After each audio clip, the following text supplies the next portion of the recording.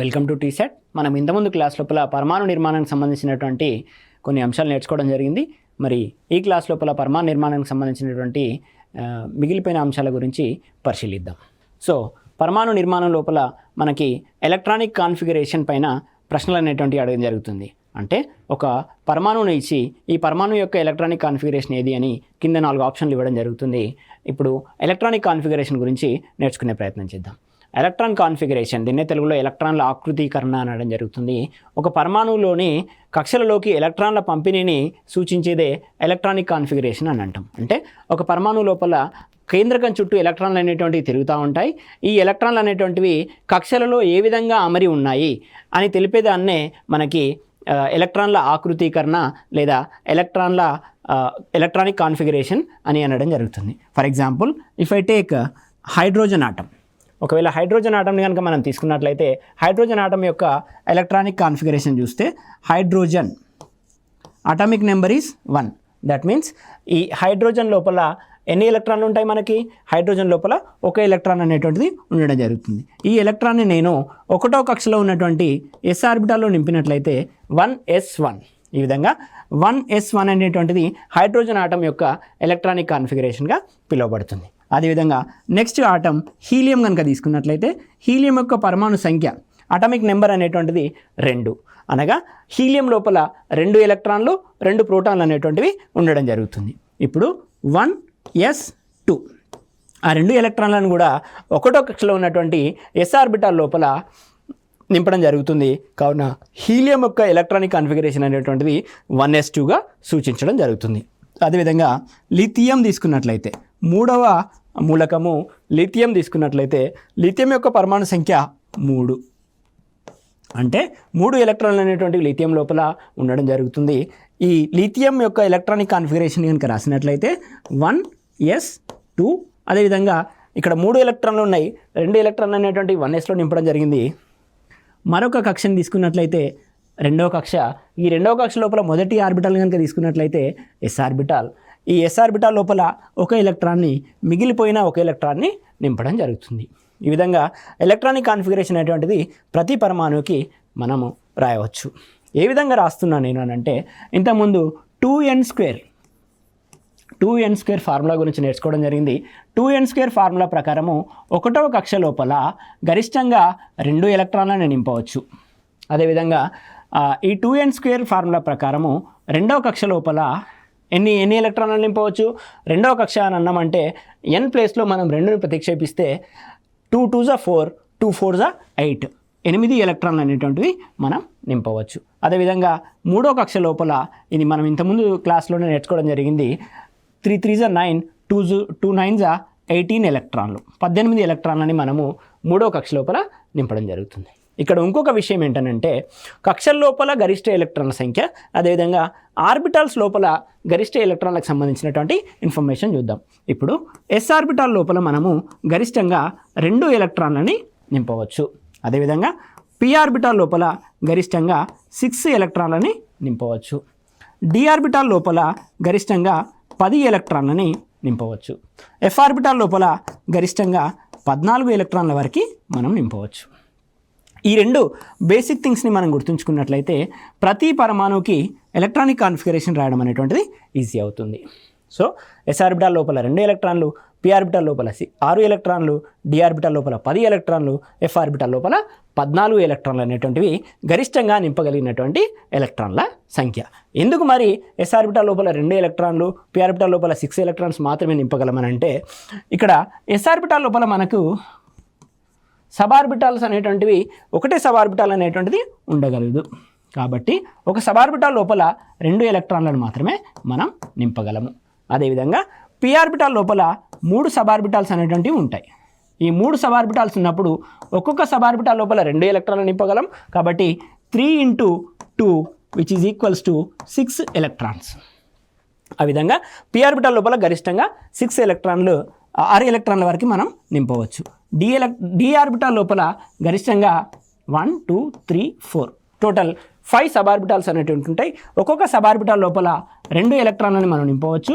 5 2 10 ఎలక్ట్రాన్లు. ఆ విధంగా ఒక ఆర్బిటాల్కి సంబంధించినటువంటి గరిష్ట ఎలక్ట్రాన్ల సంఖ్య అనేటువంటిది వాటి లోపల ఉన్నటువంటి సబార్బిటాలని ఆధారం చేసుకొని ఉంటుంది. ఈ సబార్బిటాల ఆధారంగా ఎస్ లోపల 2 ఎలక్ట్రాన్లు, పి లోపల 6 ఎలక్ట్రాన్లు, డి లోపల 10 ఎలక్ట్రాన్లు అనేటువంటి గరిష్ట ఎలక్ట్రాన్ల సంఖ్య. అదేవిధంగా కక్షల లోపల గరిష్ట ఎలక్ట్రాన్ల సంఖ్య ఇది. సో ఈ రెండింటిని బేస్ చేసుకొని మనం ఎలక్ట్రానిక్ కాన్ఫిగరేషన్ని ప్రతి పరమాణు యొక్క ఎలక్ట్రానిక్ కాన్ఫిగరేషన్ అనేటువంటిది రాయవచ్చు. ఎలక్ట్రానిక్ కాన్ఫిగరేషన్ రాసేటప్పుడు మనము కొన్ని ప్రిన్సిపల్స్ని ఫాలో అవ్వాల్సి ఉంటుంది. ఆ ప్రిన్సిపల్కి సంబంధించినటువంటి ఇన్ఫర్మేషన్ ఇప్పుడు చూద్దాం. మనము ఎలక్ట్రానిక్ కాన్ఫిగరేషన్ రాసేటప్పుడు మొదటగా మనము ఆబో ప్రిన్సిపల్ని ఫాలో అవ్వాల్సి వస్తుంది. ఆబో ప్రిన్సిపల్ అనేటువంటిది ఎలక్ట్రాన్లు ఒక పరమాణు లోపల కక్షల లోపలికి ఏ విధంగా ఎలక్ట్రాన్లు అనేటువంటి నిండడం జరుగుతుంది అనే విషయాన్ని ఎక్స్ప్లెయిన్ చేస్తుంది. ఆబో ప్రిన్సిపల్ ఏం చెప్తుందనంటే పరమాణువుల యొక్క గ్రౌండ్ స్టేట్లో ప్రతి పరమాణువుకి గ్రౌండ్ స్టేట్ మరియు ఎగ్జైటెడ్ స్టేట్ అనేటువంటి 2 స్టేట్స్ ఉంటాయి. ఫర్ ఎగ్జాంపుల్ ఇప్పుడు ఇది ఒక పరమాణువు అని అనుకున్నట్లయితే ఈ పరమాణువు ఎటువంటి ఉత్తేజితం చెందనప్పుడు దీన్ని గ్రౌండ్ స్టేట్ అని పిలవడం జరుగుతుంది. అంటే ఈ పరమాణువుకి కొంత శక్తిని ఇచ్చినట్లయితే ఇప్పుడు ఇక్కడ ఉన్నటువంటి ఎలక్ట్రాన్ పై కర్పరాల్లోకి చేరడం జరుగుతుంది. ఇక్కడ నేను ఏదైతే ఎనర్జీ ఇస్తున్నానో ఈ ఎనర్జీని బేస్ చేసుకొని ఇక్కడున్న ఎలక్ట్రాన్ ఆ ఎనర్జీని అబ్జార్బ్ చేసుకొని ఈ కక్ష నుంచి ఎగువ కక్షలోకి ఉత్తేజితం చెందే అవకాశం ఉంటుంది. అప్పుడు దాన్ని ఎగ్జైటెడ్ స్టేట్ అని అంటాం, ఉత్తేజితం చెందిన స్థితి అని అంటాం. ఇదేమో గ్రౌండ్ స్టేట్, ఎనర్జీ ఇచ్చిన తర్వాత ఉత్తేజితం చెందిన స్థితి. మనం ఉత్తేజిత చెందిన స్థితిని కాకుండా కేవలం గ్రౌండ్ స్టేట్ని మాత్రమే కన్సిడర్ చేస్తున్నాం. గ్రౌండ్ స్టేట్ లోపల కక్షలు వాటి పెరుగుతున్న శక్తుల క్రమంలో నిండి ఉంటాయి. అంటే ఇప్పుడు ఇక్కడ ఒక కక్ష, రెండో కక్ష, మూడో కక్ష ఈ విధంగా ఉన్నప్పుడు 1వ కక్ష కన్నా 2వ కక్షకి శక్తి అనేటువంటిది అధికంగా ఉంటుంది. 2వ కక్ష కన్నా 3వ కక్షకి శక్తి అనేటువంటిది అధికంగా ఉంటుంది. అంటే వాటి శక్తి పెరుగుతున్న శక్తుల క్రమంలో అమరి ఉన్నాయి. నెక్స్ట్ ఆబో ప్రిన్సిపల్ ప్రకారము ఎలక్ట్రాన్లు అనేటువంటివి ముందుగా తక్కువ శక్తి కలిగినటువంటి కక్షల్లో నిండిన తర్వాత ఎక్కువ శక్తి కలిగినటువంటి ఆర్బిటాల్లో నిండడం జరుగుతుంది. అంటే ఎలక్ట్రాన్లు మొదటగా 1వ కక్షను ఆక్రమిస్తాయి, ఆ తర్వాత 2వ కక్షను ఆక్రమిస్తాయి, ఆ తర్వాత 3వ కక్షను ఆక్రమించడం జరుగుతుంది. ఇదే ఆబో ప్రిన్సిపల్. ఆబో ప్రిన్సిపల్ ప్రకారం పరమాణువుల యొక్క గ్రౌండ్ స్టేట్లో కక్షలు వాటి పెరుగుతున్న శక్తుల క్రమంలో నిండి ఉంటాయి.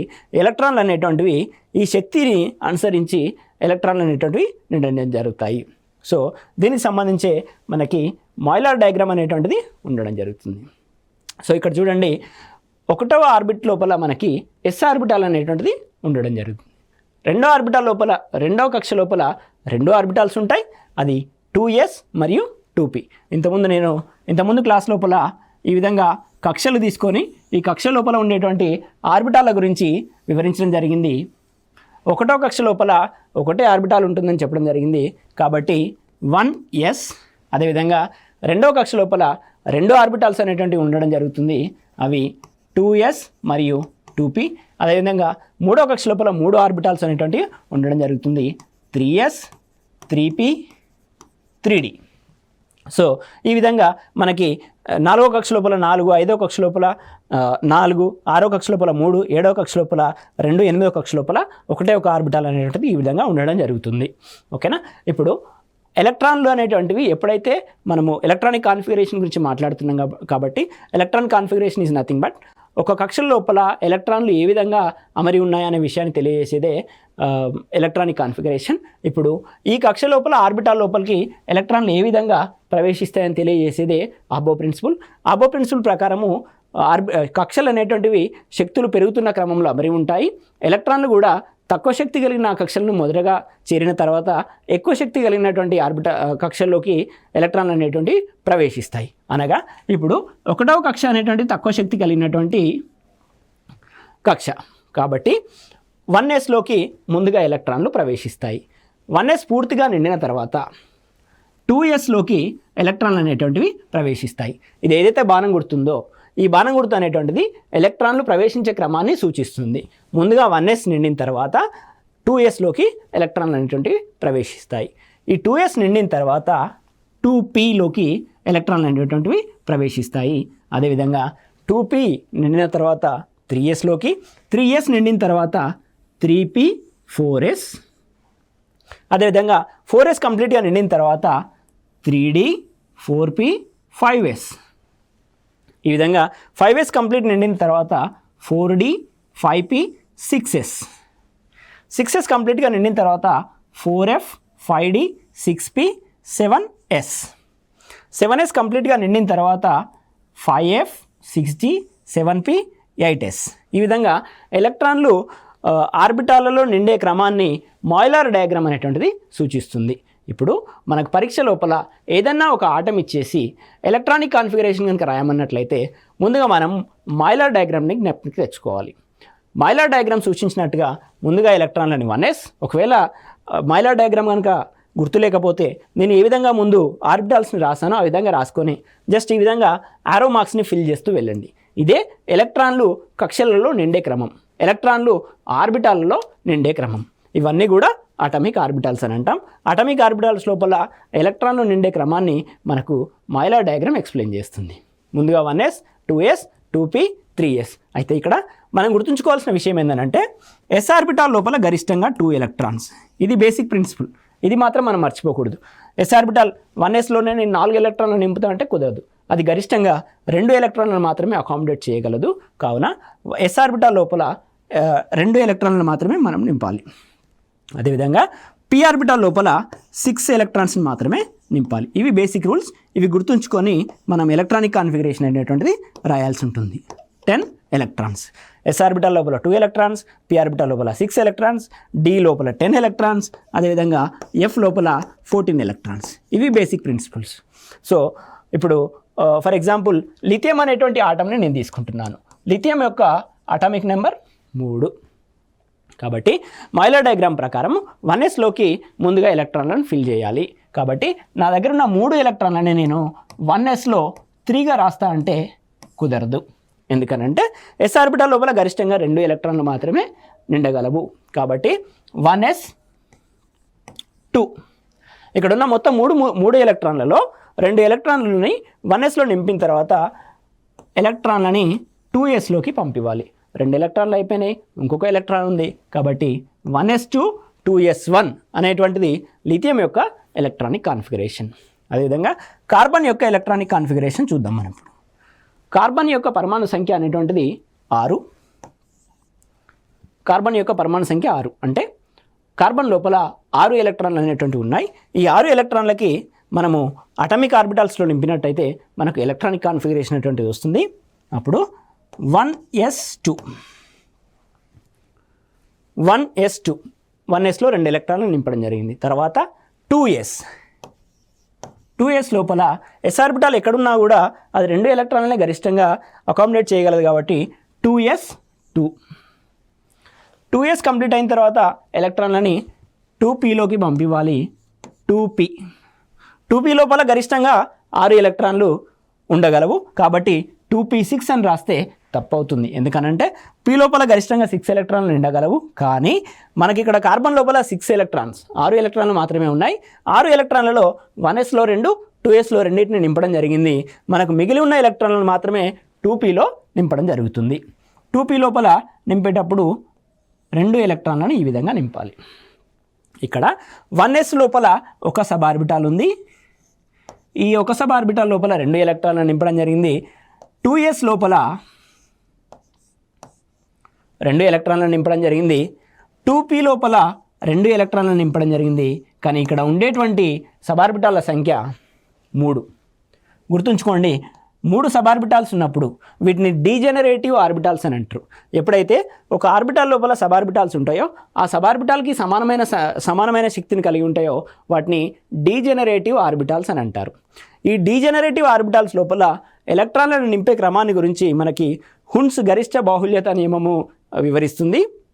హున్స్ గరిష్ట బాహుల్యత నియమం ప్రకారము డీజెనరేటివ్ ఆర్బిటాల్స్ లోపల ఎలక్ట్రాన్లను నింపేటప్పుడు ఒక్కొక్క సబార్బిటాల్ లోపల ఒక్కొక్క ఎలక్ట్రాన్ నిండిన తర్వాతనే జతకూడడం అనేటువంటిది జరుగుతుంది. మరొకసారి చెప్తున్నాను, హున్స్ గరిష్ట బాహుల్యత నియమం ప్రకారము డీజెనరేటివ్ ఆర్బిటాల్స్ లోపల ఒక్కొక్క ఎలక్ట్రాన్ నింపిన తర్వాతనే జతకూడడం అనేటువంటిది జరుగుతుంది. ఫర్ ఎగ్జాంపుల్ ఇక్కడ 2p లోపల 3 డీజెనరేటివ్ ఆర్బిటాల్స్ ఉన్నాయి, 2 ఎలక్ట్రాన్లు ఉన్నాయి. సో ఎప్పుడైతే 2 ఎలక్ట్రాన్లు ఉన్నాయో నేను p px లోపల ఒక ఎలక్ట్రాన్ నింపుతున్నాను, అదే px లోపల మరో ఎలక్ట్రాన్ని నింపకూడదు. నెక్స్ట్ py లోపల మరో ఎలక్ట్రాన్ని పంపివ్వాలి. ఈ విధంగా ఎలక్ట్రాన్లను నింపే క్రమాన్ని గురించి వివరించే నియమమే హన్స్ గరిష్ట బాహుల్యత నియమము. px లోపల ఒకటి, py లోపల ఒక ఎలక్ట్రాన్ని నింపడం జరిగింది. అదేవిధంగా మనము నెక్స్ట్ నైట్రోజన్ యొక్క ఎలక్ట్రానిక్ కాన్ఫిగరేషన్ అనేటువంటిది చూసినట్లయితే, నైట్రోజన్ యొక్క ఎలక్ట్రానిక్ కాన్ఫిగరేషన్ రాయడానికి మనకు ముందుగా పరమాణు సంఖ్యని తీసుకోవాలి. పరమాణు సంఖ్య అనేటువంటిది 7. పరమాణు సంఖ్య 7 కాబట్టి నైట్రోజన్ లోపల 7 ఎలక్ట్రాన్స్ అనేటువంటివి ఉంటాయి. ఈ 7 ఎలక్ట్రాన్లని మనము వివిధ ఆర్బిటాల్స్ లోపల నింపాలి. ఇప్పుడు చూడండి, ఫస్ట్ మనం 1sలోకి ఎలక్ట్రాన్లను తీసుకోవాలి. 1s 2 2s 2 right. ఉన్న మొత్తం 7 ఎలక్ట్రాన్లలో మనకి 4 ఎలక్ట్రాన్లు అనేటువంటివి కంప్లీట్ అవ్వడం జరిగింది. నెక్స్ట్ 2p లోపల మనము మిగిలిన 3 ఎలక్ట్రాన్లను నింపాలి. 7 ఎలక్ట్రాన్లలో 4 ఎలక్ట్రాన్లు అయిపోయినాయి కాబట్టి మిగిలిన 3 ఎలక్ట్రాన్లను ఇక్కడ నేను 2p లోపల ఫిల్ చేయడం జరుగుతుంది. 2p లోపల మనకి 3 సబ్ ఆర్బిటాల్స్ అనేటువంటివి ఉన్నాయి. ఇక్కడ 1sలో ఒకటే సబ్ ఆర్బిటాల్ కాబట్టి 2 ఎలక్ట్రాన్, 2sలో ఒకటే సబ్ ఆర్బిటాల్ కాబట్టి 2 ఎలక్ట్రాన్. అదేవిధంగా p లోపల మనకి 3 సబ్ ఆర్బిటాల్స్ ఉన్నాయి. ఇక్కడ ఉన్నటువంటి ఎలక్ట్రాన్ల సంఖ్య 3 కాబట్టి 3ని ఏ విధంగా నింపుతున్నాను, ఇక్కడ 2 ఉన్నాయి కాబట్టి px లోపల 1, py లోపల 1 నింపడం జరిగింది. అదేవిధంగా ఇక్కడ px py pz అనేటువంటి 3 సబ్ ఆర్బిటాల్స్ అనేటువంటి ఉండడం జరిగింది. 3 సబ్ ఆర్బిటాల్స్ ఉన్నప్పుడు 3 ఎలక్ట్రాన్లు ఉన్నప్పుడు ఒక ఎలక్ట్రాన్ని ఇక్కడ, రెండవ ఎలక్ట్రాన్ని py లోపల, మూడో ఎలక్ట్రాన్ని pz లోపల నింపాను. అంతే. ఇక్కడ గుర్తుంచుకోవాల్సిన విషయం ఏంటంటే px py pz 3 sub orbitals ఉన్నప్పుడు 3 ఎలక్ట్రాన్లను నింపాల్సినప్పుడు 1 2 3 ఈ విధంగా నింపకూడదు. ఓకేనా. హున్స్ గరిష్ట బాహుల్యత నియమం ప్రకారము డీజనరేటివ్ ఆర్బిటాల్స్ లోపల ఎలక్ట్రాన్లను నింపేటప్పుడు ఒక్కొక్క సబ్ ఆర్బిటాల్ లోపల ఒక్కొక్క ఎలక్ట్రాన్ జతకూడిన తర్వాతనే ఒక్కొక్క సబ్ ఆర్బిటాల్ లోపల ఒక్కొక్క ఎలక్ట్రాన్ చేరిన తర్వాతనే జతకూడడం అనేటువంటిది జరుగుతుంది. ఈ విధంగా జతకూడడం అనేటువంటిది జరుగుతుంది. ఇప్పుడు నైట్రోజన్ తర్వాత ఆక్సిజన్ గురించి ఎక్స్ప్లెయిన్ చేస్తే మీకు అర్థమవుతుంది. ఆక్సిజన్ అనేటువంటిది 8 ఎలక్ట్రాన్లను కలిగి ఉంటుంది. ఎప్పుడైతే 8 ఎలక్ట్రాన్లు ఉన్నాయో ఈ 8 ఎలక్ట్రాన్లకి ఎలక్ట్రానిక్ కాన్ఫిగరేషన్ రాస్తున్నాను చూడండి. 8 ఎలక్ట్రాన్లలో 1s లోపల 2 ఎలక్ట్రాన్లను నింపడం జరిగింది. అదేవిధంగా 2s లోపల 2 ఎలక్ట్రాన్లు, 1s2 2s2 ఉన్న 8 ఎలక్ట్రాన్లలో 4 ఎలక్ట్రాన్లు అయిపోయినాయి. తర్వాత 2p 4 ఎలక్ట్రాన్లు అయిపోయినాయి కాబట్టి ఇంకొక 4 ఎలక్ట్రాన్లు ఉన్నాయి. ఈ 4 ఎలక్ట్రాన్లనే నేను 2p4లో నింపుతున్నాను. 2p లోపల మనకి 3 ఆర్బిటాల్స్ అనేటువంటివి ఉన్నాయి. రైట్. 3 ఆర్బిటాల్స్ ఉన్నప్పుడు ఈ 3 లోపల 4 ఎలక్ట్రాన్లని నింపాలి. ఫస్ట్ నేను ఏ విధంగా నింపుతున్నానంటే px లోపల 1, py లోపల 1, pz లోపల 1. నెక్స్ట్ ఈ విధంగా ఒక్కొక్క ఆర్బిటాల్ లోపల ఒక్కొక్క ఎలక్ట్రాన్ నిండిన తర్వాతనే మొదటి ఆర్బిటాల్ లోపల జతకూడడం అనేటువంటిది జరుగుతుంది. ఇక్కడ 4వ ఎలక్ట్రాన్ అనేటువంటిది pyలో ఉన్నటువంటి ఆర్బిటాల్లోకి రావడం జరుగుతుంది. ఈ విధంగా px py pz లోపల మొత్తం 4 ఎలక్ట్రాన్ అనేటువంటివి నిండడం జరుగుతుంది. ఇది ఎలక్ట్రానిక్ కాన్ఫిగరేషన్ సంబంధించినటువంటి 2 రూల్స్. ఒకటి పాలిస్ ఎక్స్క్లూజన్ ప్రిన్సిపల్, కక్షలలోకి ఏ విధంగా ఎలక్ట్రాన్ అనేటువంటివి నింపుతున్నాయి, ఆబో ప్రిన్సిపల్. నెక్స్ట్ హన్స్ గరిష్ట బాహుల్యత నియమం. నెక్స్ట్ మనం పాలిస్ ఎక్స్క్లూజన్ ప్రిన్సిపల్ గురించి చూద్దాం. పాలిస్ ఎక్స్క్లూజన్ ప్రిన్సిపల్, దీన్నే పాలివర్జన నియమము అని చెప్పడం జరుగుతుంది. పాలివర్జన నియమం ఏం చెప్తుందనంటే ఒక పరమాణు లోపల ఏ 2 ఎలక్ట్రాన్లు కూడా 4 క్వాంటం సంఖ్యల యొక్క ఒకే సెట్ని కలిగి ఉండవు. అంటే మనకి ఒక్కొక్క ఎలక్ట్రాన్కి 4 క్వాంటం సంఖ్యలు అనేటువంటివి ఉండడం జరుగుతుంది. ఈ 4 క్వాంటం సంఖ్యల లోపల 3 క్వాంటం సంఖ్యలు సమానమైనప్పటికీ 4వ క్వాంటం సంఖ్య అనేటువంటిది విభేదిస్తుంది అని పాలివర్జన నియమం, పాలిస్ ఎక్స్క్లూజన్ ప్రిన్సిపల్ వివరిస్తుంది. అంటే కక్ష లోపల 2 ఎలక్ట్రాన్లు మాత్రమే ఉండాలి. ఫర్ ఎగ్జాంపుల్ ఇప్పుడు నేను ఒక సబ్ ఆర్బిటాల్ తీసుకున్నాను అనుకోండి. ఈ సబ్ ఆర్బిటాల్ తీసుకున్నప్పుడు 1వ ఎలక్ట్రాన్ ఇక్కడ, 2వ ఎలక్ట్రాన్ ఇక్కడ. ఇది 1sకి సంబంధించినటువంటి 2 ఎలక్ట్రాన్లు అనుకున్నట్టయితే ఈ 2 ఎలక్ట్రాన్లకి 4 క్వాంటం సంఖ్యలు, ఏ 2 ఎలక్ట్రాన్లు కూడా 4 క్వాంటం సంఖ్యల యొక్క ఒకే సెట్ని అంటే సమాన విలువల్ని కలిగి ఉండవు అని చెప్పేదే పాలివర్జన నియమం. అంటే దీనికి n value is equals to 1, l value is equals to 1, m value is equals to 1. అంటే ఈ 3 క్వాంటం సంఖ్యలు సమానమైనప్పటికీ ఇప్పుడు స్పిన్ క్వాంటం నెంబర్ కనుక చూసినట్లయితే స్పిన్ క్వాంటం నెంబర్ అనేటువంటిది ఈ మొదటి ఎలక్ట్రాన్కి ప్లస్ హాఫ్గా, ఈ రెండవ ఎలక్ట్రాన్కి మైనస్ హాఫ్గా ఉండడం జరుగుతుంది. అంటే ఈ 3 క్వాంటం సంఖ్యలు సమానమైనప్పటికీ స్పిన్ క్వాంటం సంఖ్య అనేటువంటిది విభేదిస్తుంది. కావున దాన్నే పాలిస్ ఎక్స్క్లూజన్ ప్రిన్సిపల్ అని చెప్పడం జరుగుతుంది. ఏ 2 ఎలక్ట్రాన్లు 4 క్వాంటం సంఖ్యల యొక్క ఒకే సెట్ని కలిగి ఉండవు. అదేవిధంగా ఇదే పాలిస్ ఎక్స్క్లూజన్ ప్రిన్సిపల్ని ఇంకొక రకంగా నిర్వచించాలని అంటే కక్ష లోపల 2 ఎలక్ట్రాన్లు మాత్రమే ఉండాలి మరియు ఈ ఎలక్ట్రాన్లు తప్పనిసరిగా వ్యతిరేక స్పిన్ని కలిగి ఉండాలి. ఈ విధంగా స్పిన్ క్వాంటం నెంబర్ అనేటువంటిది ప్లస్ హాఫ్గా మైనస్ హాఫ్గా ఉండడం జరుగుతుంది. నెక్స్ట్ మనం ఈ పాలిస్ ఎక్స్క్లూజన్ ప్రిన్సిపల్ అర్థం చేసుకున్న తర్వాత క్వాంటం సంఖ్యలకు సంబంధించినటువంటి వివరణని చూద్దాం. మనకి ప్రధానంగా ఎలక్ట్రాన్ యొక్క ఓరియంటేషన్ అంటే ఫర్ ఎగ్జాంపుల్ ఒక పర్సన్కి ఏ విధంగానైతే అడ్రస్ ఉంటుందో, మనం అడ్రస్ అడిగినప్పుడు మన హౌస్ నెంబరు, మన కాలనీ నేము, మన టౌన్ నేమ్ ఏ విధంగా చెప్తామో ప్రతి ఎలక్ట్రానిక్ కూడా ఈ 4 క్వాంటం సంఖ్యల ఆధారంగా దాని లొకేషన్ని మనము చెప్పవచ్చు. ఇప్పుడు ప్రధాన క్వాంటం సంఖ్యని నిల్స్ బోర్ అనేటువంటి శాస్త్రవేత్త సూచించడం జరిగింది. అదేవిధంగా అజిముతల్ క్వాంటం సంఖ్యని సోమర్ఫీల్డ్ అనేటువంటి శాస్త్రవేత్త, యాంగులర్ మొమెంటం క్వాంటం నెంబర్ని దీన్ని మ్యాగ్నెటిక్ మొమెంటం క్వాంటం నెంబర్ అని కూడా అంటాము. దీన్ని ల్యాండే అనేటువంటి శాస్త్రవేత్త ప్రపోజ్ చేయడం జరిగింది. స్పిన్ క్వాంటం నెంబర్ని మనకి ఉలెన్బెక్ మరియు గౌడ్ స్మిత్ అనేటువంటి శాస్త్రవేత్తలు ప్రతిపాదించడం జరిగింది.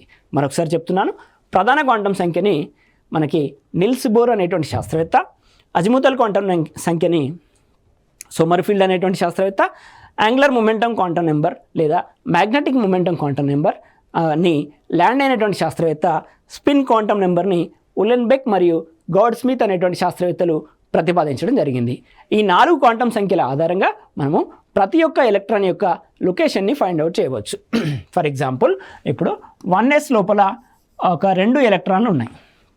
ఈ 1s లోపల 2 ఎలక్ట్రాన్లు అనేటువంటివి ఉన్నాయి. ఈ ప్రధాన క్వాంటం సంఖ్య అనేటువంటిది కక్షకు సంబంధించినటువంటి ఇన్ఫర్మేషన్ అనేటువంటిది ఇస్తుంది మనకి. కక్ష n value is equals to కక్ష సంఖ్య లేదా కర్పరం యొక్క సంఖ్య అని చెప్పడం జరుగుతుంది. అజిముతల్ క్వాంటం సంఖ్య అనేటువంటిది ఉపకక్షకు సంబంధించినటువంటిది లేదా ఆర్బిటాల్కి సంబంధించినటువంటి ఇన్ఫర్మేషన్ని అందిస్తుంది. యాంగులర్ మొమెంటం క్వాంటం నెంబర్ అనేటువంటిది సబ్ ఆర్బిటాల్కి సంబంధించినటువంటి ఇన్ఫర్మేషన్ని మనకు అందిస్తుంది. సో వీటికి సంబంధించినటువంటి ప్రశ్నలు ఏదైనా ఒక ఆటం ఇచ్చేసి ఆటం లోపల చివరి ఎలక్ట్రాన్ యొక్క క్వాంటం సంఖ్యల గురించి ప్రశ్నలు అడగడం జరుగుతుంది. స్పిన్ క్వాంటం నెంబర్ అనేటువంటిది మనకి ఒక ఎలక్ట్రాన్ యొక్క అవి ఏ రకంగా తిరుగుతున్నాయనే వివరాన్ని మనకి స్పిన్ క్వాంటం నెంబర్ అనేటువంటిది ఇవ్వడం జరుగుతుంది. సో ఎలక్ట్రాన్లకు సంబంధించిన ఇన్ఫర్మేషన్ స్పిన్ క్వాంటం నెంబర్, ఎలక్ట్రాన్లు ఏ సబ్ ఆర్బిటాల్లో ఉన్నాయనే విషయాన్ని యాంగులర్ మొమెంటం క్వాంటం నెంబర్, ఏ ఆర్బిటాల్లో ఉన్నాయనే విషయాన్ని అజిముతల్ క్వాంటం నెంబర్, అదేవిధంగా ఏ కక్షలో ఉన్నాయనే విషయాన్ని ప్రధాన క్వాంటం సంఖ్య తెలియజేయడం జరుగుతుంది. ఈ విధంగా ఈ 4 క్వాంటం సంఖ్యలను ఆధారంగా చేసుకొని మనం ఒక ఎలక్ట్రాన్ యొక్క లొకేషన్ని ఫైండ్ అవుట్ చేయొచ్చు. ఫర్ ఎగ్జాంపుల్ 1s లోపల 2 ఎలక్ట్రాన్లు ఉన్నాయి. ఈ 2 ఎలక్ట్రాన్లకి నేను ఇప్పుడు ప్రధాన క్వాంటం సంఖ్యని, అదేవిధంగా అజిముతల్ క్వాంటం సంఖ్యని, అదేవిధంగా యాంగులర్ మొమెంటం సంఖ్యని m, స్పిన్ క్వాంటం సంఖ్యని sని నేను రాయడం జరుగుతుంది.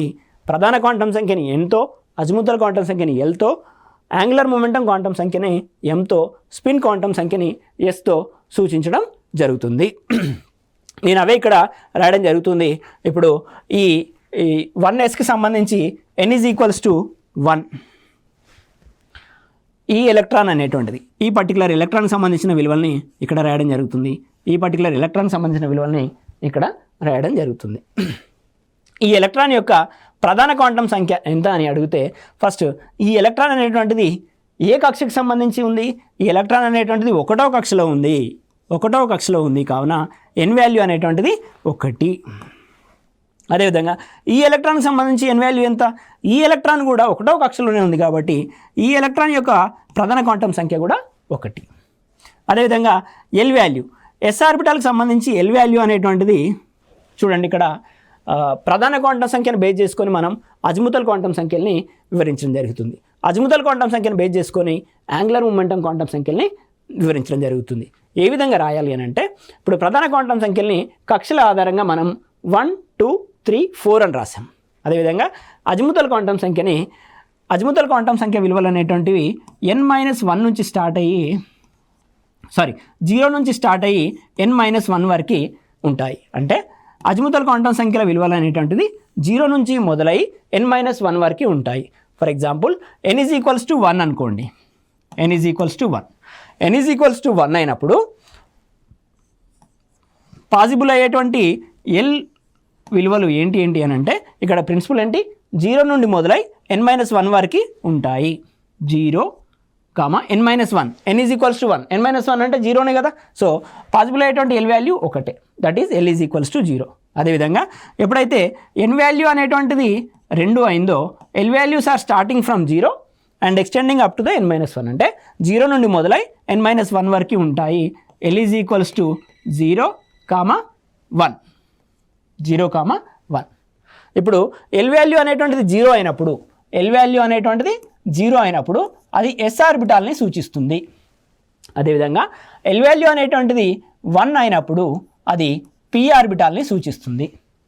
ఎల్ వాల్యూ = 2 అయినప్పుడు అది d ఆర్బిటాల్ని సూచిస్తుంది. అదేవిధంగా ఎల్ వాల్యూ అనేటువంటిది 3 అయినప్పుడు అది f ఆర్బిటాల్ని సూచిస్తుంది. ఇది ఒక చిన్న టేబుల్. ఈ చిన్న టేబుల్ని గుర్తుంచుకోండి.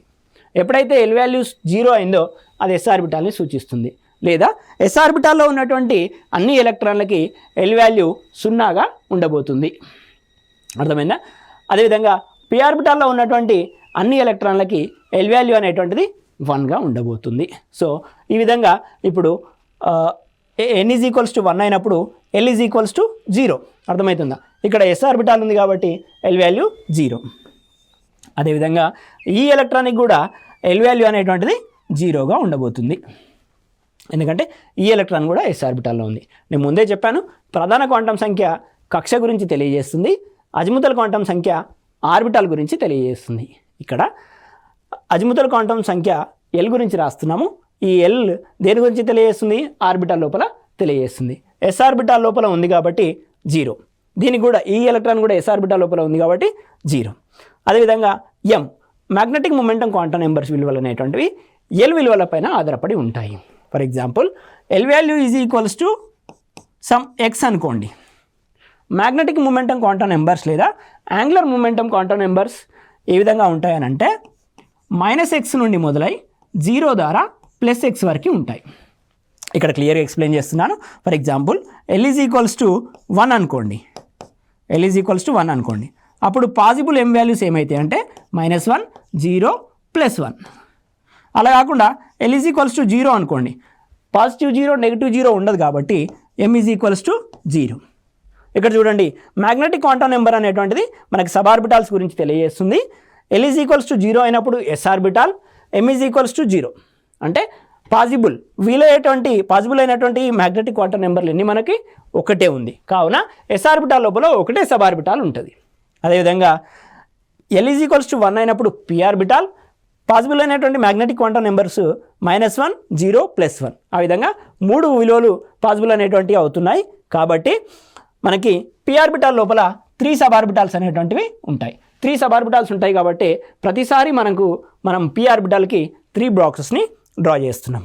అదేవిధంగా L = 2 అయినప్పుడు m విలువలు అనేటువంటివి -2, -1, 0, +1, +2. ఆ విధంగా మొత్తంగా 5 విలువలు అనేటువంటివి మనకి సాధ్యపడుతున్నాయి.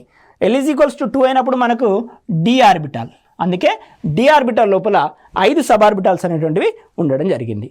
ఈ విధంగా మనకి L = 3 అయినప్పుడు -3, -2, -1, 0, +1, +2, +3 మొత్తంగా 7 విలువలు అనేటువంటివి సాధ్యపడతాయి. కాబట్టి f ఆర్బిటాల్ లోపల మనకి 7 సబ్ ఆర్బిటాల్స్ అనేటువంటివి ఉండడం జరిగింది. ఓకేనా?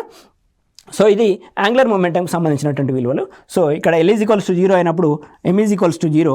అదేవిధంగా ఇక్కడ కూడా m = 0. అదేవిధంగా స్పిన్ క్వాంటం నెంబర్ యొక్క చూసినట్లయితే స్పిన్ క్వాంటం నెంబర్ని మనకి ఉలెన్బెక్ అండ్ గౌడ్స్మిత్ ప్రతిపాదించడం జరిగింది. ఇది ఎలక్ట్రాన్ యొక్క స్పిన్ గురించి తెలియజేస్తుంది. ఒక ఎలక్ట్రాన్ అనేటువంటిది సవ్య దిశలో తిరుగుతున్నట్లయితే పాజిటివ్ సైన్తో సూచిస్తాం, పాజిటివ్ ఆఫ్ సైన్తో సూచిస్తాం. అదేవిధంగా ఒక ఎలక్ట్రాన్ అనేటువంటిది అపసవ్య దిశలో తిరుగుతున్నట్లయితే నెగిటివ్ ఆఫ్తో సూచిస్తాం.